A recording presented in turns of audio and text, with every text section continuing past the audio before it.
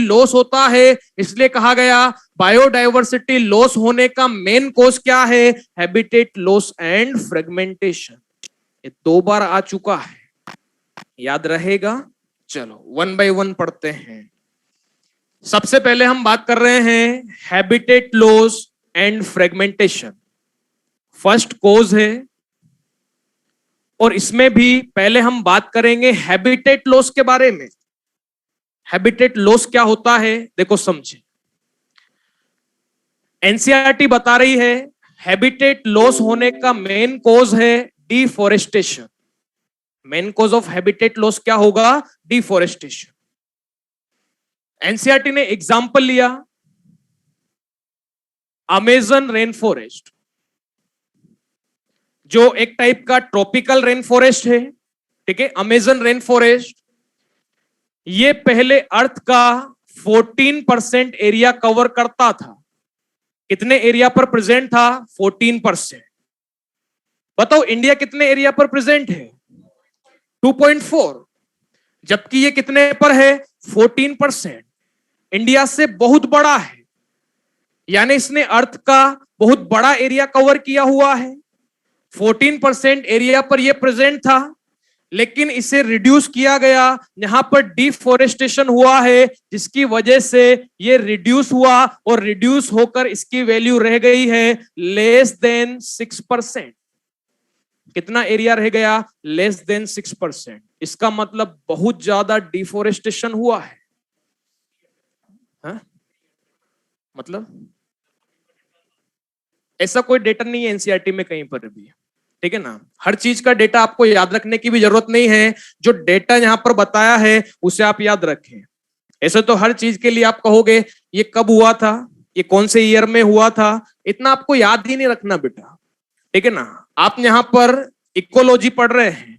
अब आप जानते हैं इकोलॉजी इन्वायरमेंटल साइंस है, पूरा इन्वायरमेंट, वेराइटी ऑफ स्पीसीज, बहुत ज्यादा डाइवर्सिटी, हमें सबके बारे में नहीं पढ़ना। और ये कौन से ईयर में हुआ था, ये कब हुआ था, जो इंपॉर्टेंट डेटा है, जो एग्जाम में आ सकते हैं, जो एनसीईआरटी में लिखे हैं, बस वो आपको याद रखने हैं, ठीक है। इसका डेटा कहीं पर नहीं लिखा हुआ। मैंने कई सारी बुक्स पढ़ी भी हैं, वहां पर भी इसके बारे में ये नहीं लिखा हुआ कि ये 14% एरिया कब था और ये कितने सालों में रिड्यूस होकर इतना रह गया। इसे तो फिर सर्च करना पड़ेगा, गूगल वगैरह पे देखना पड़ेगा, मिल गया तो ठीक, नहीं भी मिल सकता, ठीक है ना बेटा। तो जितना हमारे लिए रिक्वायर्ड है उतना आपको याद रखना है, ठीक है। बताओ पहले कितना एरिया कवर करता था, 14%, रिड्यूस होकर कितना रह गया, लेस देन 6%। यहां पर ह्यूमन का रोल है, ह्यूमन डिफोरेस्टेशन कर रहा है। एनसीईआरटी बता रही है अमेज़न रेन फॉरेस्ट को क्यों कट किया जा रहा है, इसके 2 रीजन बताए गए। पहला reason, for cultivation of soybean. हाँ, सोयाबीन एक क्रॉप है बेटा, लेकिन अलग से स्पेशली ये नाम एनसीईआरटी में दिया है। यहां पर सोयाबीन की खेती की जा रही है, इसलिए फॉरेस्ट को कट किया जाता है। आप जानते हैं अमेज़न रेन फॉरेस्ट कहां पर प्रेजेंट है, साउथ अमेरिका, ब्राजील वाला एरिया, जहां पर मेनली वाइल्ड पिग पर फीडिंग होती है, ठीक है। वाइल्ड पिग को पहले सोयाबीन खिलाई जाती है। क्या खिलाई जाती है, सोयाबीन। तू सोयाबीन खा, हेल्दी हो जा, फिर मैं तुझे निपटाऊंगा, ठीक है ना। तो यहां पर सोयाबीन की खेती करने के लिए फॉरेस्ट को कट किया जा रहा है। सेकंड रीजन एनसीईआरटी बता रही है, कन्वर्जन इनटू ग्रासलैंड, यानी फॉरेस्ट को ग्रासलैंड में कन्वर्ट किया जा रहा है ताकि कैटल्स के लिए फूड अवेलेबल हो सके, कैटल्स का नंबर बढ़ सके। यानी ह्यूमन अपने बेनिफिट के लिए यहां पर जो स्पीसीज रहती है उनका हैबिटेट लॉस कर रहा है, जिससे बायोडाइवर्सिटी लॉस हो रहा है। आई बात समझ में। अब यहां पर ये जो रीजन बताया गया, first for cultivation of soybean, इसका बेस्ट एग्जांपल आप सभी ने नाम सुना होगा, स्लेश एंड बर्न एग्रीकल्चर, यानी काटो और जलाओ खेती। स्लेश एंड बर्न एग्रीकल्चर, इसे इंडिया के नॉर्थ ईस्ट एरिया में झूम कल्टीवेशन भी कहा जाता है। क्या कहा जाता है? झूम कल्टीवेशन। अब झूम कल्टीवेशन का मतलब यह नहीं कि फार्मर झूम झूम के खेती करता है। शिफ्टिंग कल्टीवेशन, यानी जहां पर भी हमें खेती करनी है, ठीक है, फॉरेस्ट एरिया डिसाइड कर लिया जाता है, वहां से ट्री को कट कर दिया जाता है, यानी श्लेष, रिमेनिंग पार्ट को बर्न कर दिया जाता है, और जो रिजल्टिंग एश वहां पर बचती है उस पर खेती की जाती है। इसे क्या कहा गया? Slash and burn agriculture. याद रखें, slash and burn agriculture main cause of deforestation होता है। पूछा जाए डिफोरेस्टेशन होने का मेन कॉज क्या है, क्या आंसर दोगे? Slash and burn agriculture. पूछा जाए हैबिटेट लॉस होने का मेन कॉज क्या है, क्या आंसर दोगे? डिफोरेस्टेशन। पूछा जाए बायोडाइवर्सिटी लॉस होने का मेन कॉज क्या है, क्या आंसर दोगे? Habitat loss and fragmentation. Sequence clear है सभी को? चलो आगे बढ़ते हैं। नेक्स्ट आता है इफेक्ट ऑफ डिफोरेस्टेशन, यानी डिफोरेस्टेशन की वजह से क्या क्या इफेक्ट हो सकता है, क्या क्या नुकसान हो सकता है, उस पॉइंट को आप समझें। पहला पॉइंट आप सभी को पता है, अगर डिफोरेस्टेशन होगा यानी हैबिटेट लॉस होगा, और हैबिटेट लॉस होगा यानी बायोडाइवर्सिटी लॉस होगा। क्लियर सभी को? ये हम पढ़ चुके हैं। सेकंड पॉइंट, डिफोरेस्टेशन की वजह से सॉइल इरोजन होता है। बताओ सॉइल इरोजन का मीनिंग क्या है? सॉइल की अपर लेयर का हटना, फर्टाइल लेयर का हटना,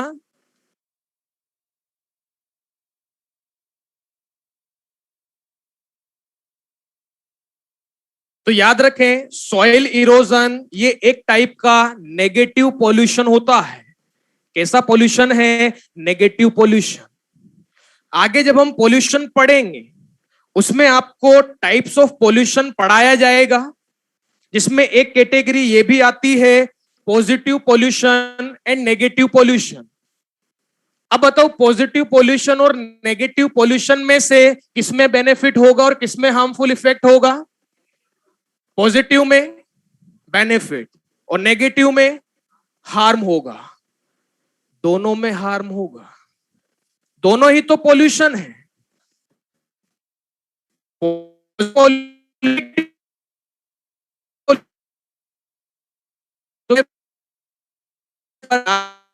से पूछा कि बताओ बेटा पॉजिटिव पॉल्यूशन और नेगेटिव पॉल्यूशन, इन दोनों में से बेनिफिट किसमें होता है? उसने कहा सर नेगेटिव पॉल्यूशन में बेनिफिट होता है। मैंने कहा समझाओ कैसे होता है नेगेटिव पॉल्यूशन में बेनिफिट? उसने कहा सर पॉल्यूशन का meaning negative impact, pollution meaning negative impact, और आगे ऑलरेडी नेगेटिव लिखा है, नेगेटिव नेगेटिव हो गया पॉजिटिव। ठीक है ना? तो इस तरह से नहीं होता। सॉइल इरोजन एक टाइप का नेगेटिव पॉल्यूशन है। अब देखो पॉजिटिव पॉल्यूशन और नेगेटिव पॉल्यूशन में क्या डिफरेंस है समझे। ये टर्म यूज की जाती है सॉइल के रेस्पेक्ट में। अगर मान लो किसी एरिया की सॉइल में आप अनडिजायरेबल मटेरियल ऐड करते हो जो सॉइल के लिए रिक्वायर्ड नहीं है, सॉइल को नुकसान पहुंचाएगा, सॉइल की फर्टिलिटी को कम करेगा, सॉइल पॉल्यूशन होगा। ऐड करने की वजह से होता है, इसलिए कहा जाता है पॉजिटिव पॉल्यूशन है। आप सभी जानते हैं फार्मर एग्रीकल्चर फील्ड में क्या यूज करता है? फर्टिलाइजर। अगर रिक्वायरमेंट से ज्यादा फर्टिलाइजर वो ऐड कर देता है तो बताओ सॉइल को बेनिफिट होगा या हार्म होगा? हार्म होगा।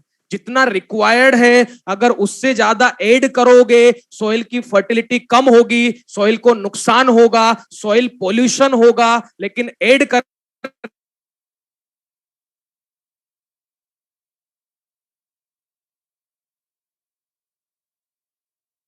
मटेरियल हट जाता है, जो सॉइल की फर्टिलिटी के लिए रिक्वायर्ड था, उस केस में भी सॉइल को नुकसान होगा, लेकिन वो नुकसान कहलाएगा नेगेटिव पोल्यूशन।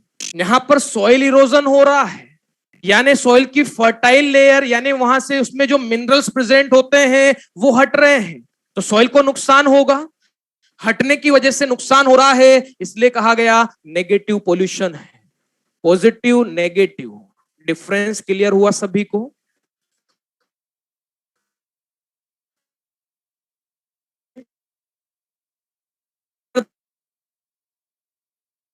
को हटाया जाता है तो CO2 का अमाउंट इंक्रीज होगा या डिक्रीज?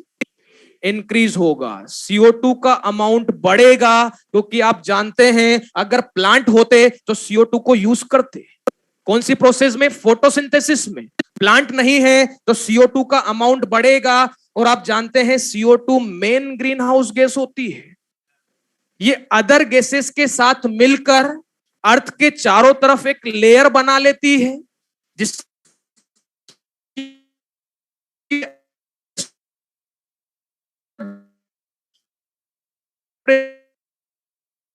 की कंडीशन डेवलप हो सकती है। यानी CO2 का अमाउंट बढ़ेगा, इस वजह से हो सकता है अर्थ का एवरेज टेम्परेचर भी बढ़े, और अगर ये लगातार होता रहा तो कौन सी कंडीशन डेवलप हो सकती है? ग्लोबल वार्मिंग, यानी डिफोरेस्टेशन। यानी पूछा जाए आपसे, डिफोरेस्टेशन अच्छी बात है? हम अगर डिफोरेस्टेशन होता है तो ग्लोबल वार्मिंग की कंडीशन डेवलप होती है, और अगर ग्लोबल वार्मिंग हो गया तो क्या हम सरवाइव कर पाएंगे? नहीं कर पाएंगे। तो बताओ, प्लांट्स हटाने चाहिए या लगाने चाहिए? क्लियर सभी को? Fourth point, hydrological cycle. Hydrological cycle यानी रेन साइकिल भी डिस्टर्ब होगा। आप जानते हैं अगर प्लांट प्रेजेंट है तो प्लांट ट्रांसपिरेशन करते हैं, क्लाउड को अट्रैक्ट करते हैं, जिससे रेनफॉल होता है। अगर प्लांट्स हटा दिए गए हैं तो बताओ क्या उतना रेनफॉल हो पाएगा?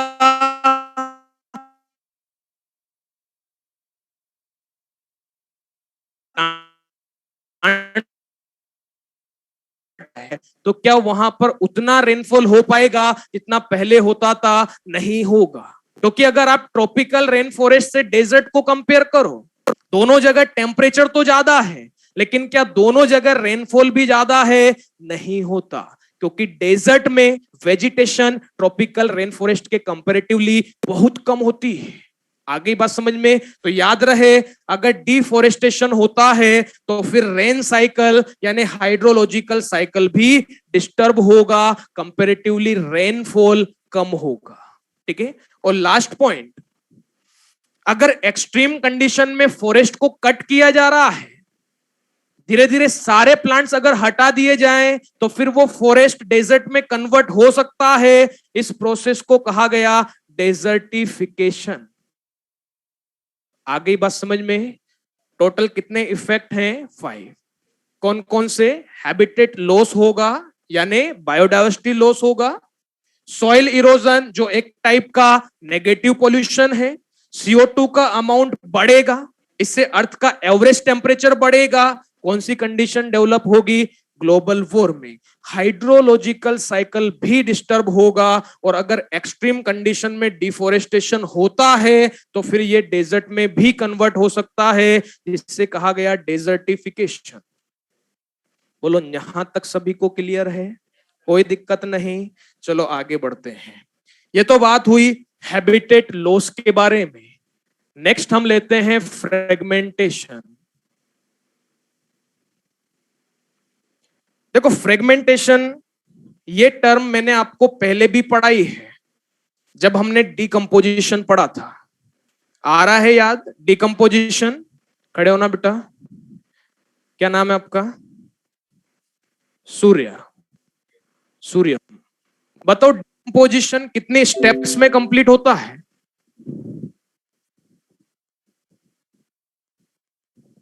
डिकम्पोजिशन कितनी स्टेप्स में कंप्लीट होता है?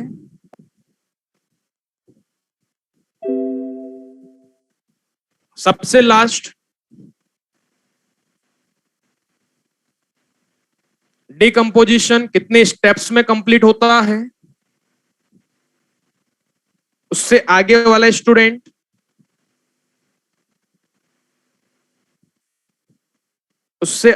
स्टूडेंट जिन्हें नहीं पता ईमानदारी से खड़े हो जाएं।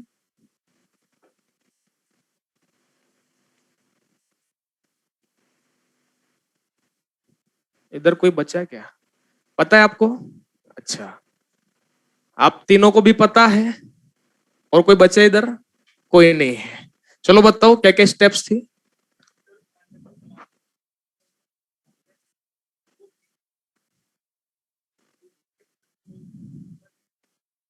स्टेप्स बताओ बेटा, आप प्रोसेस बता रहे हो, आप बताओ क्या क्या स्टेप्स थी।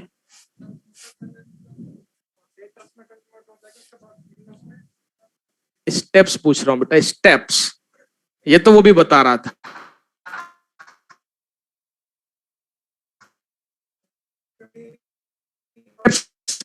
आपको स्टेप्स के नाम नहीं बता रहे हो। फ्रेगमेंटेशन, लीचिंग, ह्यूमिफिकेशन, मिनरलाइजेशन, 4 हुई है अभी।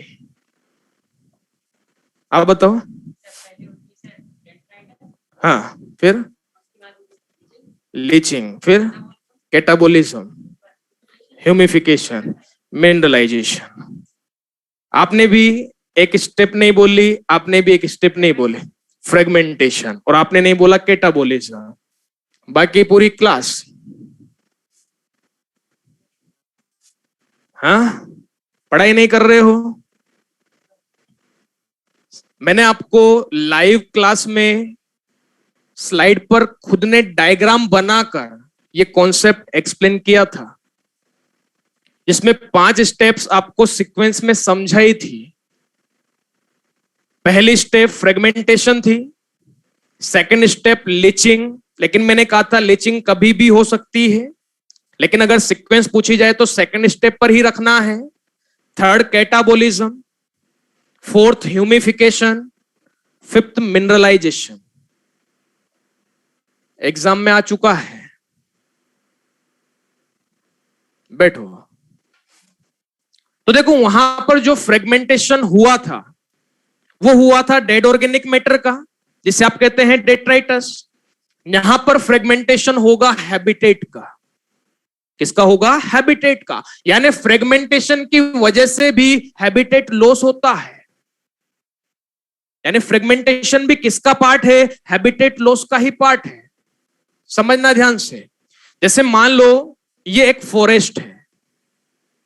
अब हम एक एग्जाम्पल लेंगे, समझने के लिए एग्जाम्पल ले रहे हैं। खड़े होना बेटा, क्या नाम है आपका? हाँ, राम। खड़े होना, आपका क्या नाम है? शिवम। Ram Shiva, very good. राम ने एक स्कूटर खरीदा, ठीक है, समझने के लिए एग्जाम्पल है बेटा। राम ने एक स्कूटर खरीदा, पुराना स्कूटर है, 1947 का खटारा स्कूटर, ठीक है। राम ने जैसे ही दीपावली की वेकेशन आई, घर जाने का प्लान बनाया। इस बार छुट्टी में घर जाना है और स्कूटर से ही जाना है। किससे जाना है? स्कूटर से ही जाना है। तो राम ने शिवम से पूछा, मुझे शॉर्टकट रास्ता बता दे ताकि मैं अपने घर जल्दी ही पहुंच जाऊं। तो शिवम ने राम से कहा, देख ये फॉरेस्ट है, यहां से सीधा जाएगा, जैसे ही फॉरेस्ट खत्म होगा तेरा घर आ जाएगा, इतना शॉर्टकट है। राम ने कहा ठीक है, इसी एरिया से मैं जाऊंगा। शिवम ने कहा एक कंडीशन है, अगर कुछ नहीं मिला तो अपने घर पहुंच जाएगा, लेकिन अगर रास्ते में टाइगर या लायन मिल गया तो कहीं और पहुंच सकता है, ठीक है। इसने रिस्क लेना सही समझा कि चलो इसी एरिया से होकर मैं जाऊंगा। तो इसने क्या किया, यहां पर इस फॉरेस्ट में एक सड़क बना दी इस तरह से। तो बताओ इसने फॉरेस्ट के कितने टुकड़े कर दिए? 2। फ्रेगमेंटेशन हुआ, 2 टुकड़े कर दिए। अब ये यहां पर अपना स्कूटर लेकर पहुंच गया, स्टार्ट किया, आगे बढ़ा। जैसे ही थोड़ी दूर पहुंचा, स्कूटर बंद हो गया। पुराना था खटारा स्कूटर, बंद हो गया, स्टार्ट ही नहीं हो रहा है। तो इसने सोचा कि अब स्कूटर से घर नहीं जा सकते, चलो ट्रेन से ही चलते हैं, लेकिन जाऊंगा इसी फॉरेस्ट से होकर।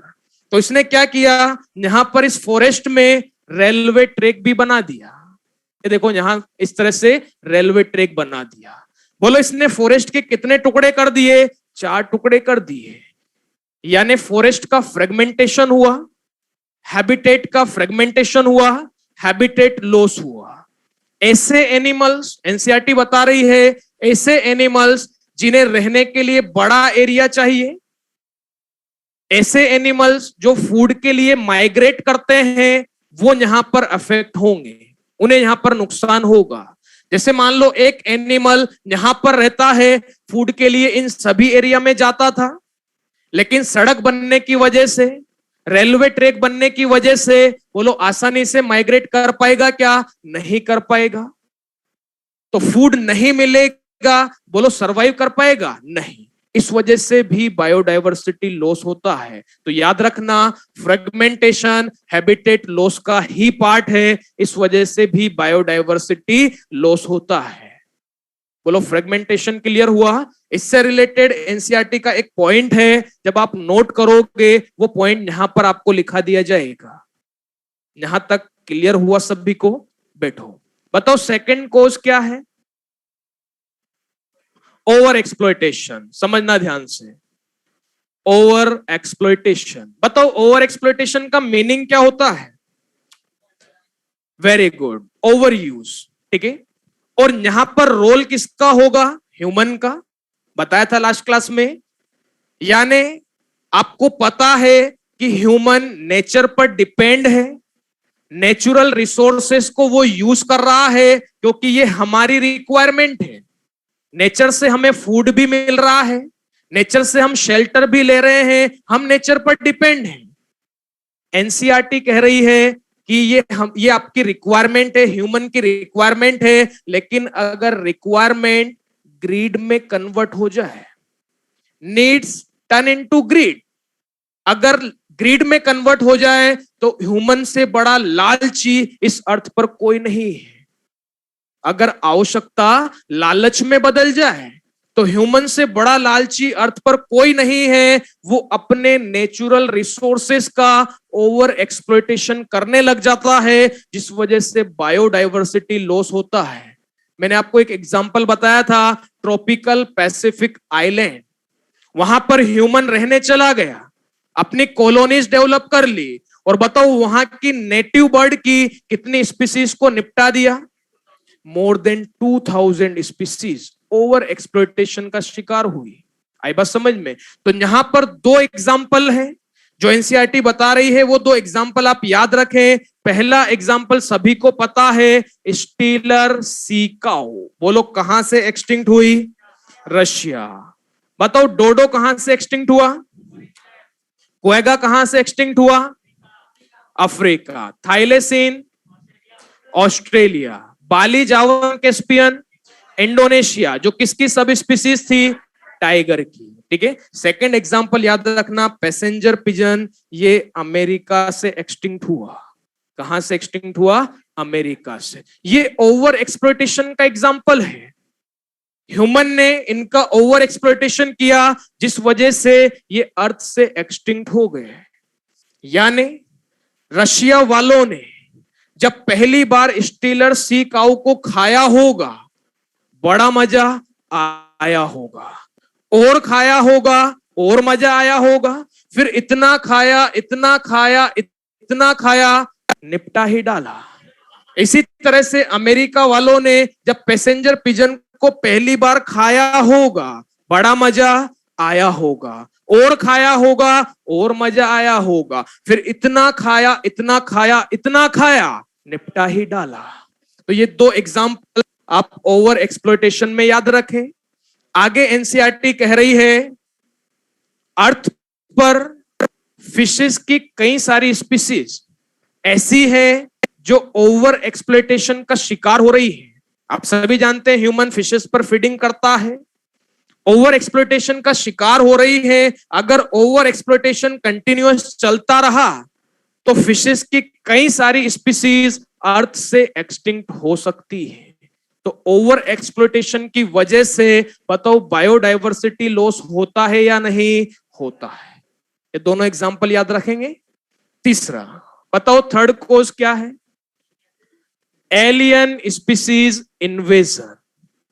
अब देखो एलियन स्पीसीज इन्वेजन, एलियन का मतलब ऐसा नहीं है कि अर्थ पर जादू आएगा और नुकसान पहुंचा कर जाएगा, ऐसा नहीं है। एलियन का मीनिंग होता है हाँ एक्सोटिक स्पीसीज। बताओ एक्सोटिक स्पीसीज क्या होती है? जो किसी दूसरे एरिया से लाई जाए, ठीक है, यानी वहां पर पहले से प्रेजेंट नहीं थी, किसी दूसरे एरिया से लाया गया, तो क्या वहां पर पहले से उसका नेचुरल प्रेडेटर रहेगा? नहीं होगा। नेचुरल प्रेडेटर नहीं होता, तेजी से अपना नंबर बढ़ाती है, नेटिव स्पीसीज को नुकसान पहुंचाती है, नेटिव स्पीसीज के नंबर को कम कर देती है, हो सकता है नेटिव स्पीसीज को एक्सटिंक्ट ही कर दे। एक एग्जाम्पल मैंने आपको बताया था, जिससे पूछा जाए ये बताएगा। खड़े होना बेटा। ऑस्ट्रेलिया में अर्ली 1920 में एक एक्सोटिक स्पीसीज को इंट्रोड्यूस किया गया था, जिसने ऑस्ट्रेलिया में हैवोक क्रिएट कर दिया था। बताओ उस स्पीसीज का नाम क्या था, जिससे पूछा जाए।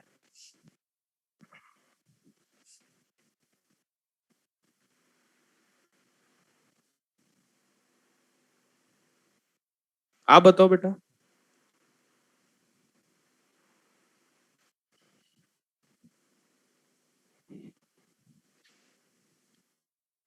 आप बताना। नहीं पता? आप बताओ बेटा। बैठो, बैठ जाओ सभी। मैंने आपको एग्जाम्पल बताया था प्रिकली पियर कैक्टस, आया याद? प्रिकली पियर कैक्टस वहां पर एक्सोटिक स्पीसीज का एग्जाम्पल था, जिसने हैवोक क्रिएट कर दिया था। बताओ उसके बढ़ते हुए नंबर को कैसे कंट्रोल किया गया? उसके नेचुरल प्रेडेटर को वहां पर इंट्रोड्यूस करके, इसका नाम क्या था? कैक्टोब्लास्टिस कैक्टोरम, कैक्टस फीडिंग मोथ। ठीक है, नाम क्या था? कैक्टोब्लास्टिस कैक्टोरम। हैंडआउट्स को पढ़ो, उनमें सब कुछ लिखा है। जो हैंडआउट्स आपको मिले हैं उन्हें पढ़ो, उनमें सब कुछ लिखा है। तो अगर मान लो पिछला पढ़ा हुआ उससे कुछ रिलेटेड आता है और आपसे पूछा जाएगा, तो फिर आप आसानी से बता सकते हो। अगर आपने हैंडआउट्स रिवाइज कर लिए तो आप आसानी से बता सकते हो। देखो समझे, कुछ एग्जाम्पल हैं जो इंडिया में एक्सोटिक स्पीसीज है, पूछा जा सकता है। पहला एग्जाम्पल पार्थिनियम, क्या ये नाम सुना है सभी ने? दूसरा एग्जाम्पल लेंटाना, क्या ये नाम सुना है सभी ने? दोनों नाम पढ़ा चुका हूं, अभी याद दिलाऊंगा कहां पढ़ाया था। ये दोनों एग्जाम्पल बता चुका हूं। तीसरा वोटर हायसिंथ, जिसे आइकॉर्निया भी कहा जाता है, सुना है क्या नाम? Eichhornia, terror of Bengal, water hyacinth, नहीं सुना? कोई बात नहीं, जिन्होंने नहीं सुना कोई बात नहीं, यहां पर सुन ले, समझ ले, ठीक है। पार्थिनियम, लेंटाना, आइकोनिया इंडिया में प्लांट एक्सोटिक स्पीसीज के एग्जाम्पल हैं। अब देखो पार्थिनियम हमने कहां पर पढ़ा था, याद करो, एमेंसेलिज्म में। हाँ, एमेंसेलिज्म में हमने दो टाइप पढ़े थे, एक एलिलोपैथी, एक एंटीबायोसिस। आ रहा है कुछ याद? Allelopathy, antibiosis. एलिलोपैथी में ये एग्जाम्पल पढ़ा था पार्थिनियम, जो ट्रांससिनेमिक एसिड रिलीज कर रहा था, जिसकी वजह से इसके सराउंडिंग ग्रो करने वाले प्लांट्स की ग्रोथ में कमी आ रही थी। रिवाइज करो बेटा, रिवाइज करो, फिर मजा आएगा, ठीक है। तो अगर आपसे पूछा जाए इनमें से कौन सा इंडिया में एक्सोटिक स्पीसीज का एग्जाम्पल नहीं है, तीन ऑप्शन में आपको ये मिलेंगे और एक ऑप्शन में इनके अलावा जो भी प्लांट का नाम दिया जाए वही आपका आंसर होगा। बताओ क्या क्या नाम है, पढ़े इन्हें। पार्थिनियम, लेंटाना, आइकोनिया। लेंटाना मैंने आपको हाइड्रोसिरे में बताया था। एक बार हाइड्रोसिरे की सीक्वेंस बताएं। हाइड्रोसिरे में जो सीक्वेंस बनती है पायोनियर से क्लाइमेक्स तक, वो सीक्वेंस बताओ एक बार। सबसे पहले क्या आता है? Phytoplankton second number, rooted submerge third number, floating stage fourth number, reed swamp fifth number, marsh meadow six number, scrub seven number, forest. Scrub stage में ये एग्जांपल लिखाया था मैंने आपको, लेंटाना। इकोलॉजी को शुरुआत वाला पोर्शन अगर आपको अच्छे से आता है, जो हमने लाइव क्लास में पढ़ा, उसको रिवाइज करें आप लोग। अगर वो आपको अच्छे से आता है, रिवाइज कर लिया है, तो ये आगे वाले जो पार्ट हैं ये आपके लिए बहुत आसान होंगे। क्योंकि कुछ पोर्शन ऐसा आ जाता है जो पिछले पोर्शन से कनेक्ट होता है, तो समझना आसान होगा। आपको याद नहीं दिलाना पड़ेगा हमने वहां वो पढ़ा था, वो पढ़ा था। बार बार ऐसे करने की जरूरत नहीं होगी। जैसे मैं एग्जाम्पल बोलूंगा तुरंत आप कहोगे यस सर पढ़ा हुआ है। ठीक है ना? तो जैसे तैसे टाइम निकाल कर, जब भी आपको टाइम मिलता है, आप टाइम टेबल बनाएं और हैंडआउट्स के लिए भी आप टाइम दें। ठीक है ना? करंट जो आप यहाँ पर पढ़ रहे हो वो तो रिवाइज करते ही हो, घर पे जाके थोड़ा टाइम निकाल कर आप हैंडआउट्स जो पहले पढ़ चुके हो उनको भी रिवाइज करें, बहुत बेनिफिट मिलेगा आपको। ठीक है, चलो याद रहेंगे तीनों एग्जाम्पल। इसके बाद एनसीईआरटी में अगला एग्जाम्पल है, एनसीईआरटी बता रही है नील नदी की एक मछली, इसका नाम है नाइल पर्च। ये नाम याद रखना, मछली का नाम क्या है? Nile perch. इसे इंट्रोड्यूस किया गया था Victoria lake of east Africa. East Africa की एक लेक है जिसका नाम है विक्टोरिया। तो Victoria lake of east Africa में इस नाइल पर्च को इंट्रोड्यूस किया गया था। ये पहले से यहां पर प्रेजेंट नहीं थी, मतलब ये इस एरिया की क्या कहलाएगी? Exotic species. देखो ये रही यहां पर नाइल पर्च, ये रही नाइल पर्च। और यहां की नेटिव फिशेज जो यहां पर पहले से प्रेजेंट हैं, ये है, इनका नाम है सिचलिड फिश। क्या नाम है? छिछली नहीं, सिचलिड फिश। तो देखो हुआ क्या, जब नाइल पर्च को Victoria lake of east Africa में इंट्रोड्यूस किया गया, ये यहां पर एक्सोटिक थी, इसका यहां पर कोई नेचुरल प्रेडेटर नहीं था। इसने तेजी से यहां पर फैलना स्टार्ट किया, अपना नंबर बढ़ाया और नेटिव फिशेस के साथ कंपटीशन किया। आप जानते हैं अगर दो स्पीसीज सेम रिसोर्सेस के लिए कंपटीशन कर रही हैं तो लंबे टाइम तक साथ साथ सरवाइव नहीं कर सकती। जो सुपीरियर होगी वो इंफीरियर का क्या कर देगी? एक्सक्लूजन। इसको कहा था कॉम्पिटिटिव एक्सक्लूजन प्रिंसिपल। किसने दिया था? गॉस ने। ठीक है, तो यहां पर देखा गया more than 200 species of cichlid fish यहां से एक्सटिंक्ट हो गई। किसकी वजह से? नाइल पर्च की वजह से। तो क्या एलियन स्पीसीज की वजह से, क्या एक्सोटिक स्पीसीज की वजह से भी बायोडायवर्सिटी लॉस होता है? यस, होता है। एक एग्जांपल और यहां पर एनसीईआरटी बता रही है, आप याद रखें, अफ्रीकन कैटफिश। अफ्रीकन कैटफिश जिसका नाम है क्लेरियास गैरीपाइनस। ये नाम आप याद रखें, क्लेरियास गैरीपाइनस। ये जिसे एग्जाम में दिया जाए, मान लो कहा जाए क्लेरियस गैरीपाइनस इज, और पहला ऑप्शन दिया जाए वेराइटी ऑफ पाइनस, तो जो स्टूडेंट क्लास अटेंड नहीं करता उसे तो यही लगेगा नाम में भी पाइनस आ रहा है, ऑप्शन में भी पाइनस आ रहा है, मतलब ये पाइनस की ही वैरायटी है। फर्स्ट ऑप्शन टिक करेगा, बहुत खुश होगा। लेकिन आप बताओ क्या ये पाइनस है? क्या ये प्लांट है? नहीं। पाइनस क्या होता है? जिम्नोस्पर्म। पाइनस प्लांट होता है, क्या ये प्लांट है? नहीं। पूछा जाए क्लेरियस गैरीपाइनस क्या है, आप आंसर दोगे अफ्रीकन कैटफिश। इसे इंडिया में इंट्रोड्यूस किया गया एक्वाकल्चर पर्पस के लिए, मछली पालन के लिए इंडिया में लाया गया, लेकिन आप जानते हो ये एक्सोटिक स्पीसीज है और एक्सोटिक स्पीसीज नेटिव को नुकसान पहुंचाती है, यानी इसने इंडियन कैटफिश को ही नुकसान पहुंचाना स्टार्ट कर दिया, यानी इंडियन कैटफिश के नंबर को रिड्यूस कर दिया। तो क्या एलियन स्पीसीज की वजह से भी बायोडायवर्सिटी लॉस होता है? यस। तभी कॉजेज ऑफ बायोडायवर्सिटी लॉस में थर्ड पॉइंट रखा गया एलियन स्पीसीज इन्वेजन। बताओ फोर्थ कॉज कौन सा है? कोएक्सटिंक्शन। बताओ कोएक्सटिंक्शन का मीनिंग क्या होता है? एक साथ एक्सटिंक्ट हो जाना। बताओ दो स्पीसीज एक साथ कब एक्सटिंक्ट हो सकती है? जब उनके बीच रिलेशन कैसा हो? ऑब्लिगेटरी। कैसा हो? ऑब्लिगेटरी। ऑब्लिगेटरी मतलब कोई ऑप्शन ही नहीं है। दो स्पीसीज जिनके बीच ऑब्लिगेटरी रिलेशन है, मतलब उनके पास कोई ऑप्शन नहीं होता, वो दोनों स्पीसीज एक दूसरे पर कंप्लीटली डिपेंड होती हैं। अगर एक स्पीसीज एक्सटिंक्ट होगी तो उस पर डिपेंड दूसरी भी एक्सटिंक्ट होगी, यानी रिलेशन कैसा होना चाहिए? ऑब्लिगेटरी। बताओ एग्जाम्पल क्या आएगा?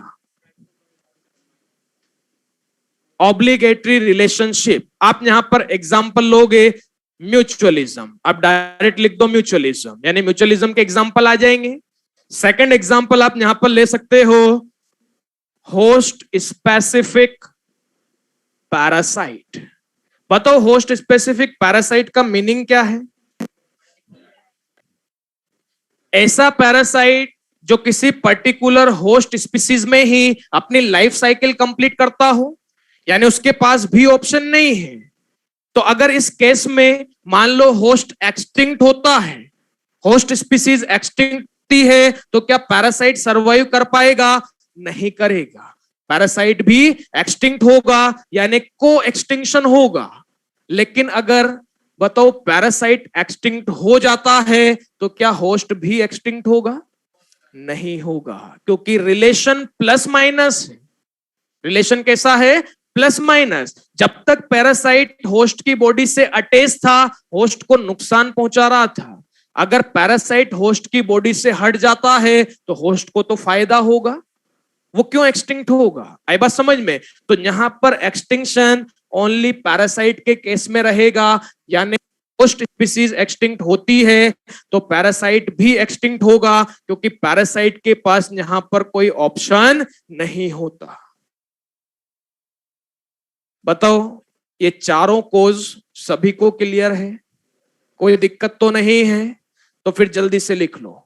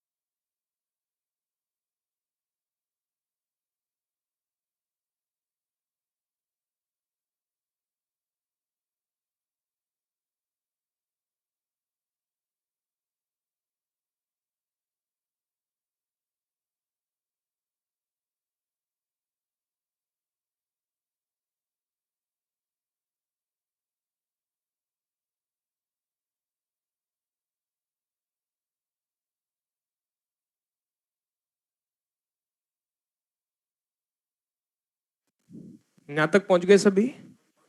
अभी आप एक लाइन छोड़ दें, अभी लिखवा दूंगा।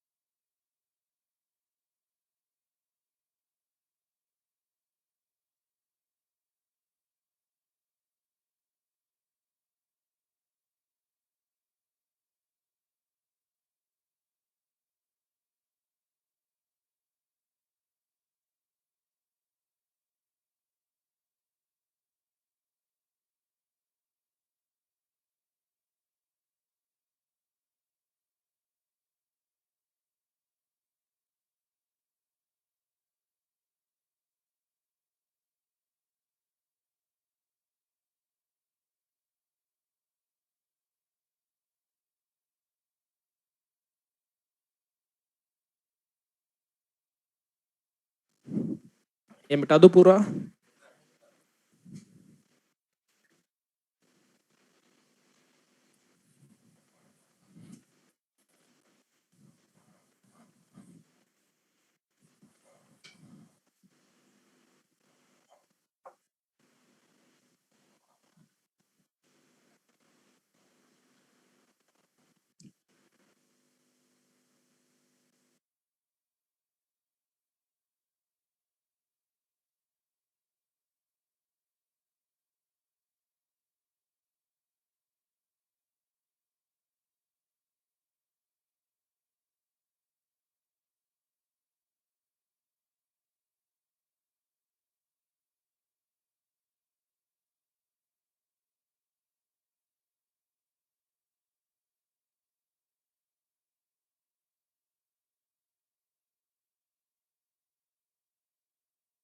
यूटिलिटेरियन।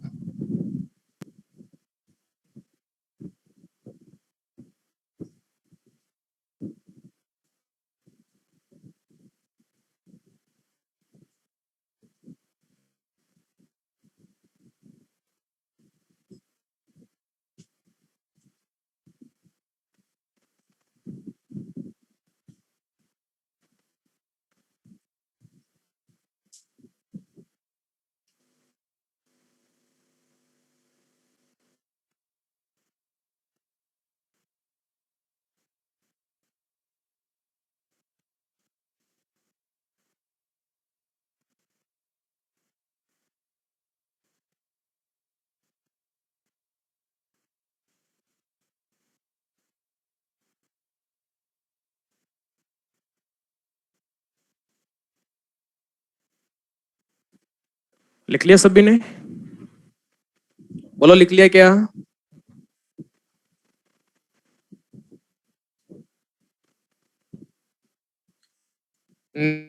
नेटिव फिश यहां पर लिखी है cichlid fish. Cichlid fish, CICHLID।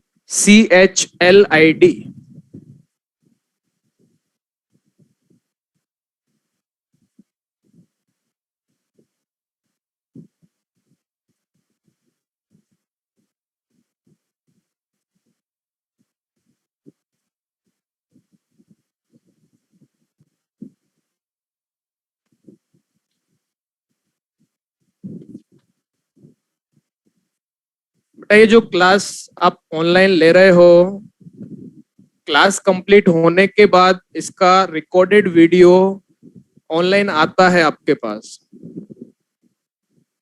जैसे मान लो अभी क्लास में आपको कोई वर्ड नहीं दिख पाता या कुछ नहीं समझ में आया, तो रिकॉर्डेड वीडियो आपके पास आता है, आप ये वीडियो दोबारा देख सकते हैं।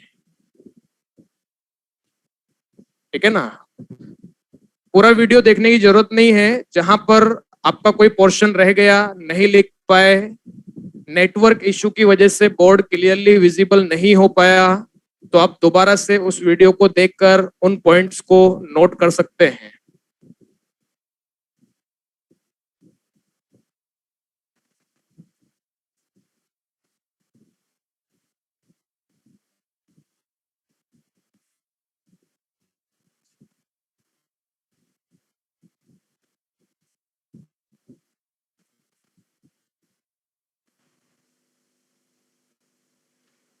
लिख लिया? चलो इसको समझो। कहां पे? यहां पर लास्ट में म्यूचुअलिज्म और दूसरा था होस्ट स्पेसिफिक पैरासाइट। अब देखो यहां पर हमने बात की कॉजेज ऑफ बायोडाइवर्सिटी लॉस। अच्छा ये पॉइंट लिखो अभी बेटा, यहां पर पॉइंट बच रहा था। फ्रेगमेंटेशन के नीचे वहां पर एक पॉइंट आप नोट करेंगे, लिखो animals required large area, animals required large area, and certain animals with migratory habit are badly affected. With migratory habit are badly affected, यानी ऐसे एनिमल्स जिन्हें रहने के लिए बड़ा एरिया चाहिए और जो फूड के लिए माइग्रेट करते हैं उन्हें यहां पर ज्यादा नुकसान होगा, इस वजह से बायोडायवर्सिटी लॉस होता है। अब देखो, हमने कॉजेज ऑफ बायोडायवर्सिटी लॉस पढ़ लिए। बायोडायवर्सिटी लॉस क्यों हो रहा है, इसके 4 कॉजेज थे जो हम पढ़ चुके हैं। अब हमने लास्ट क्लास में पढ़ा था बायोडायवर्सिटी लॉस, जिसमें एक पॉइंट हमने पढ़ा था, more than 15,500 species threat of extinction को फेस कर रही है। यानी अभी अर्थ पर प्रेजेंट तो हैं, लेकिन फ्यूचर में कभी भी एक्सटिंक्ट हो सकती है।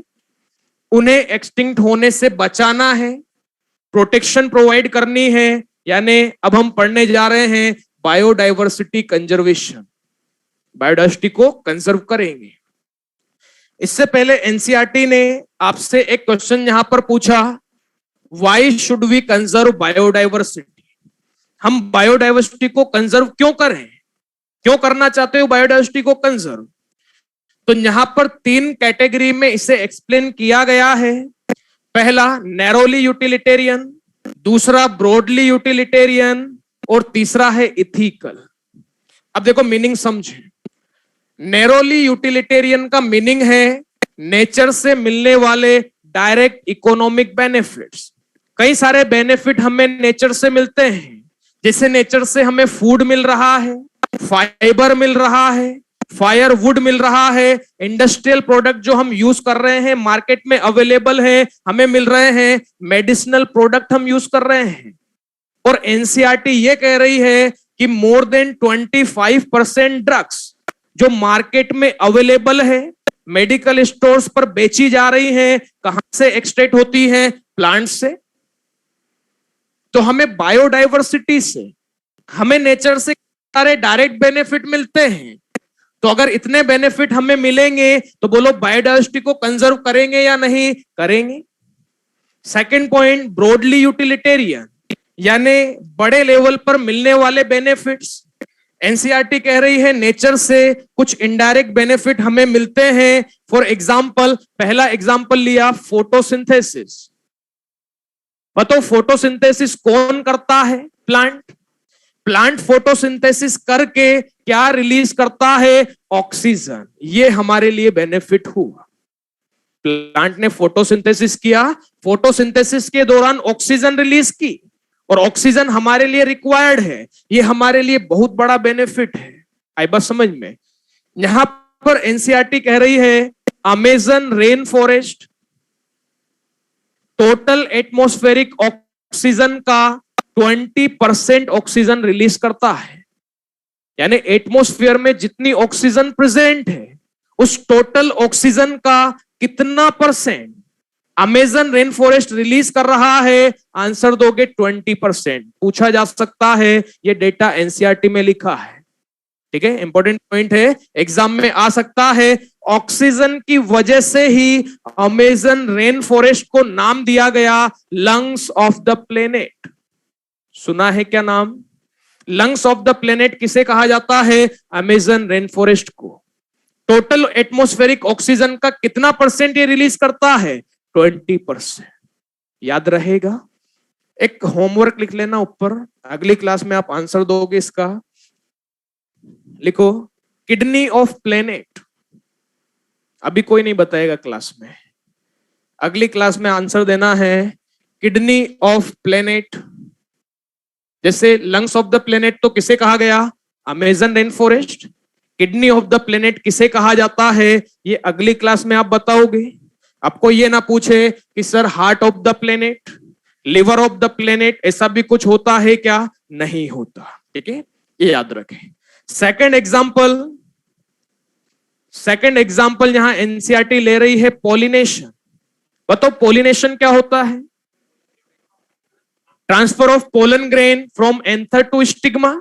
और आप जानते हैं पॉलिनेशन कई एजेंट के थ्रू होता है, एयर के थ्रू भी होता है, वाटर के थ्रू भी होता है, इंसेक्ट के थ्रू भी होता है। म्यूचुअलिज्म में हमने पढ़ा था।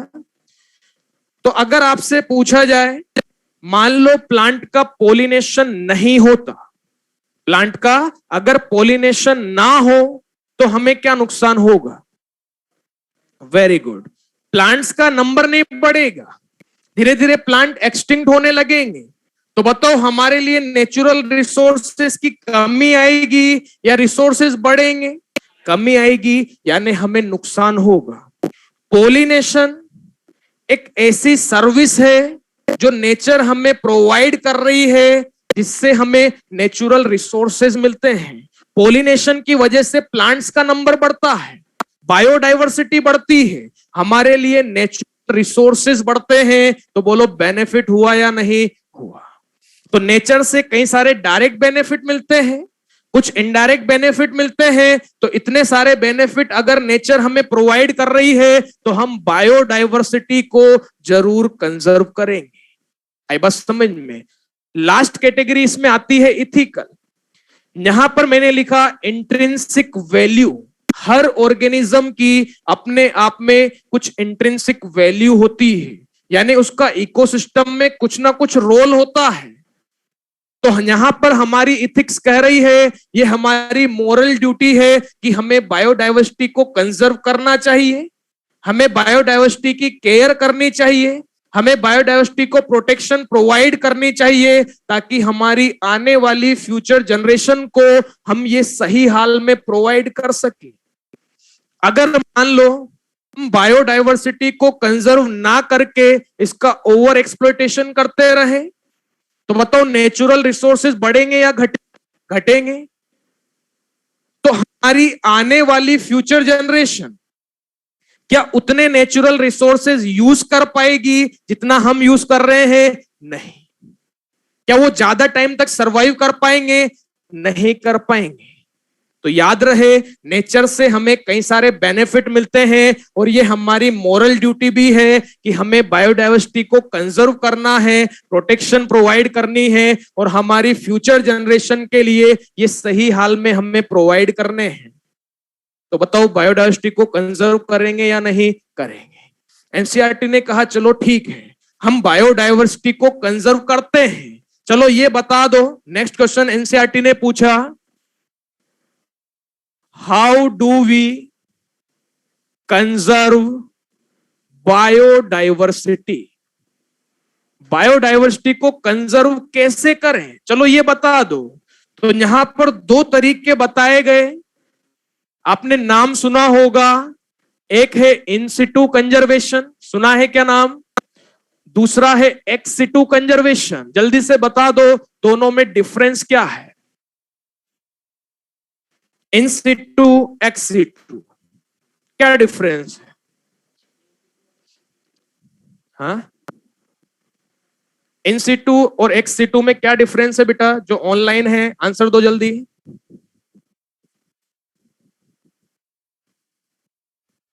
Very good, ex situ. देखो सिंपल सा डिफरेंस, अगर ऑर्गेनिज्म को उसके नेचुरल हैबिटेट में जहां पर वो रहता है, अगर वहीं प्रोटेक्शन प्रोवाइड कर दी जाए, क्या कहलाएगा? इन सिटू कंजर्वेशन। अगर ऑर्गेनिज्म को उसके नेचुरल हैबिटेट से बाहर ले जाकर अंडर ह्यूमन केयर रखा जाए, तो वो तरीका क्या कहलाएगा? Ex situ conservation. जैसे मान लो, आपका क्या नाम है बेटा? संयम। मान लो इसकी एक स्टूडेंट से लड़ाई हो गई, समझने के लिए एग्जांपल लिया है। मान लो इसकी एक स्टूडेंट से लड़ाई हो गई और वो स्टूडेंट इसकी पिटाई करने आ रहा है। तो इसके आसपास जो इसके साथी बैठे हैं, इन्होंने कहा तू टेंशन मत ले, हम तेरे साथ हैं, उसे पहले हमारा सामना करना पड़ेगा तब जाकर तुझ तक पहुंचेगा। इसका मतलब इसे यहां पर क्लासरूम में ही प्रोटेक्शन मिल गई। तरीका क्या होगा? इन सिटू, क्लासरूम में प्रोटेक्शन मिल गई। लेकिन संयम ने देखा इसकी जिससे लड़ाई हुई है वो अपने साथ 100 स्टूडेंट्स को ला रहा है। तो इसके वो फ्रेंड्स जो पहले कह रहे थे तू टेंशन मत ले, हम तेरे साथ हैं, अब सबसे ज्यादा टेंशन उन्हीं को होगी, क्योंकि उन्हें पता है संयम तो पिटेगा, हम भी पिटेंगे। उस केस में संयम को यहां से उठाकर अगर मैं जू में रख दूं तो बोलो कंजर्वेशन का तरीका क्या होगा, एक्स2। आगे बात समझ में बैठो। इनके एग्जाम्पल्स आपके लिए इंपॉर्टेंट रहेंगे, याद रखना। पहला एग्जाम्पल है हॉटस्पॉट, मोबाइल वाला नहीं। Second, biosphere reserve. Third, national park. National park. Fourth number, wild life sanctuaries. Fifth number, sacred groove.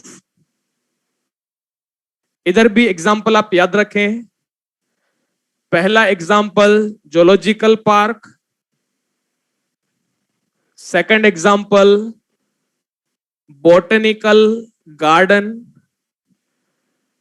Third example wild life safari park, fourth example gene bank, seed bank and tissue culture,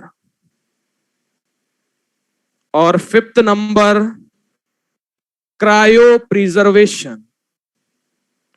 ये example हर student को याद होने चाहिए। लगभग हर exam में यहां से पूछा जा चुका है और क्वेश्चन बहुत सिंपल आता है। इनमें से कौन सा एक्स2 कंजर्वेशन का मेथड नहीं है? तीन ऑप्शन यहां से होंगे, एक यहां से होगा, वही आंसर होगा। पूछा जा सकता है इनमें से कौन सा एक्स2 कंजर्वेशन का मेथड है, तब तीन यहां से होंगे, एक यहां से होगा, वही आंसर रहेगा। आपसे पूछा जाए बताओ इन-सिटू और एक्स2 कंजर्वेशन में से कंजर्व करने का बेस्ट तरीका कौन सा है? इन-सिटू। क्यों है? नेचुरल हैबिटेट में प्रोटेक्शन दे रहे हो, इससे बेस्ट क्या हो सकता है। लेकिन कहा जाए ऐसी स्पीसीज जिससे एक्सटिंक्ट होने का खतरा बहुत ज्यादा है, तुरंत उसे बचाना है, तो बताओ फिर बेस्ट मेथड कौन सा होगा? फिर एक्स2 होगा। बोलो क्यों होगा? अंडर ह्यूमन केयर रखना पड़ेगा। आई बात समझ में? तो देखो, अगर एग्जाम में आता है कि बताओ कंजर्वेशन का बेस्ट तरीका क्या है, तो ऑप्शन में आपको इन-सिटू एक्स2 नहीं मिलेगा, ऑप्शन में इनके एग्जाम्पल मिलेंगे। उन चार ऑप्शन में से आपको इन-सिटू वाला सेलेक्ट करना है। कर लेंगे सभी? मॉड्यूल निकाले। मॉड्यूल में पेज नंबर 34 पर आए।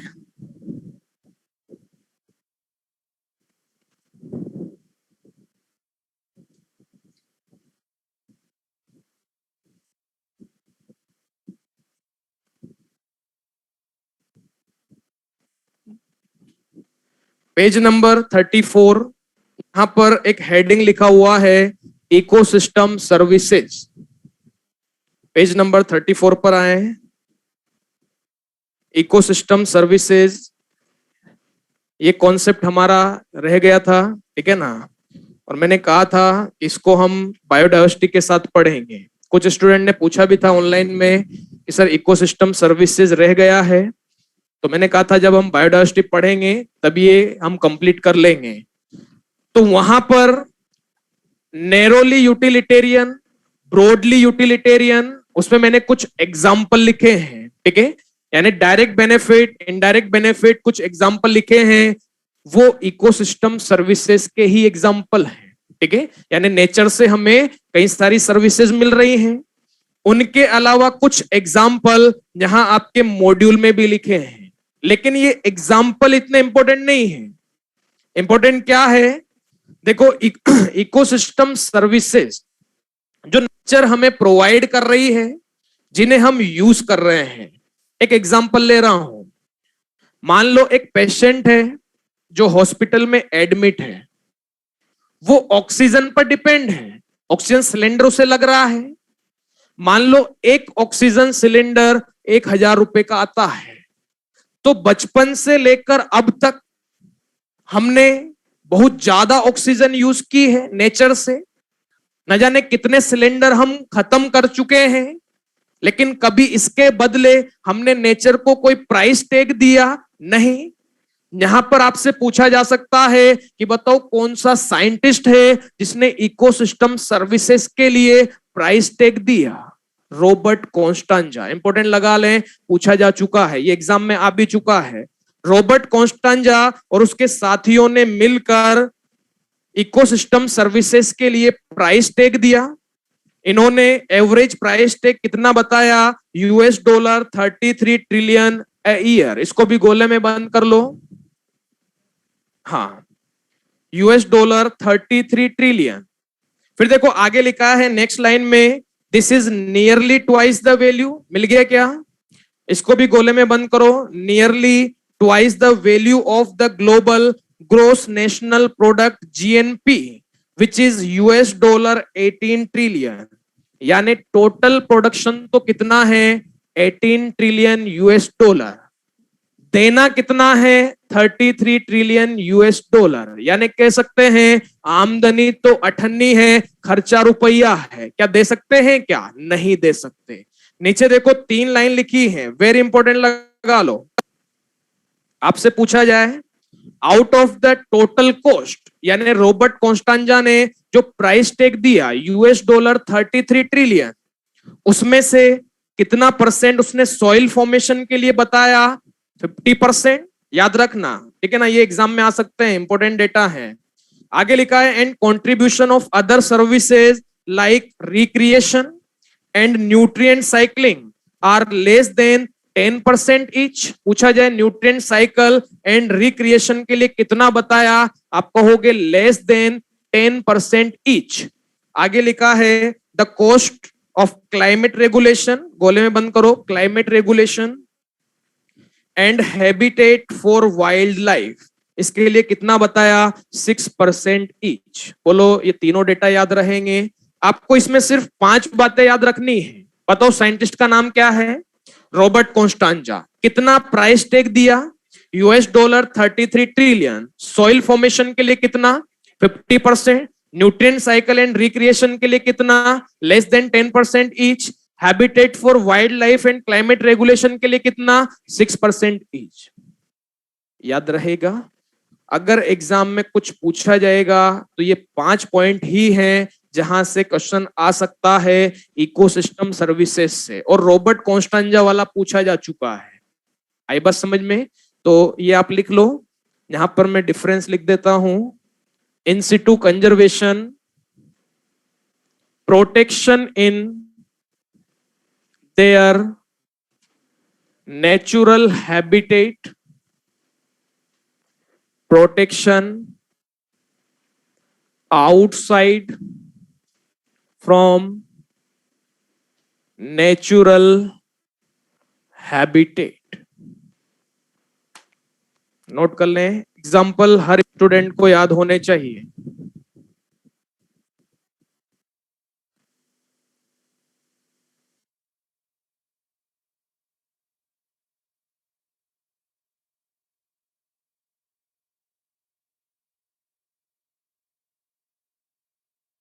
इसमें नहीं है बेटा, ये इथिकल इंट्रिंसिक वैल्यू है, जहां पर एनसीईआरटी कह रही है कि हमारी मॉरल ड्यूटी है, हमें बायोडायवर्सिटी को कंजर्व करना चाहिए।